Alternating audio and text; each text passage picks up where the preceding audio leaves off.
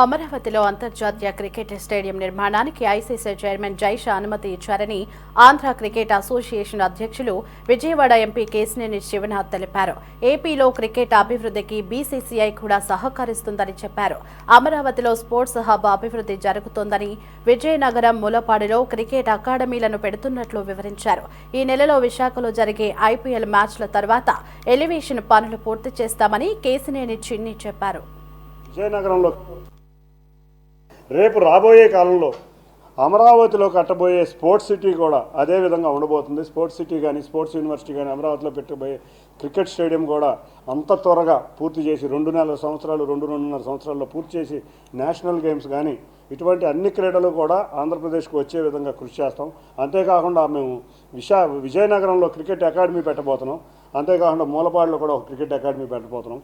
సుమారు 20 నియోజకవర్గాల్లో ఎక్కడైతే రూరల్ నియోజకవర్గాలు ఉన్నాయో అరకు ఇటువంటి అన్ని చోట్ల, ఇటువంటి గంగాధర, నెల్లూరు ఇటువంటి చోట్ల 20 క్రికెట్ గ్రౌండ్స్ పెట్టబోతున్నాం. ఎందుకంటే మేము మాదొకటే మా యొక్క tag line clean cricket, rural cricket. ఎందుకంటే రూరల్లో సదుపాయాలు లేవు.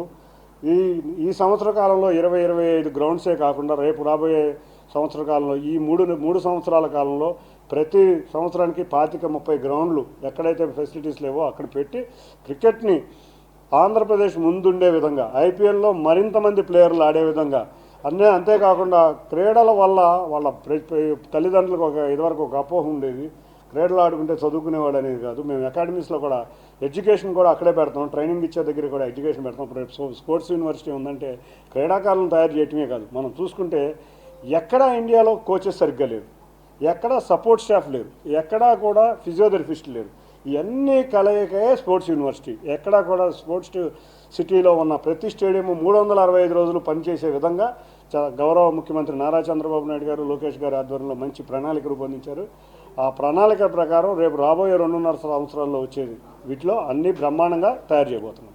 ఆల్రెడీ జైషా గారు అమరావతి స్టేడియంకి ఇనీషియల్ పర్మిషన్ ఇచ్చారు. ఎందుకంటే ఇవాళ క్రికెట్ అనేది ఒక అటానమస్, ఇది బీసీసీఐ కంట్రోల్లో ఉంటుంది. ఎక్కడ ఏ స్టేడియం కట్టాలన్నా బీసీసీఐ పర్మిషన్ పెట్టాలి. ఆంధ్ర క్రికెట్ అసోసియేషన్లో కూడా మేము కూడా బీసీసీఐలో మెంబర్లు. మేము ఆల్రెడీ అంతకుముందు జైషా గారికి చెప్తే మా దగ్గర ఒప్పుకున్నారు. కానీ గౌరవ మంత్రివర్యులు నారా లోకేష్ గారు తీసుకువెళ్తే వెంటనే బాగా చేద్దాం, ఇమీడియట్గా రిలీజ్ చేస్తానని చెప్పి వారు చెప్పారు. కాబట్టి త్వరలో మరొక అంతర్జాతీయ స్టేడియం వైజాగ్తో పాటు ఇంకొక అంతర్జాతీయ స్టేడియం ఆంధ్రప్రదేశ్కి రాబోతుంది.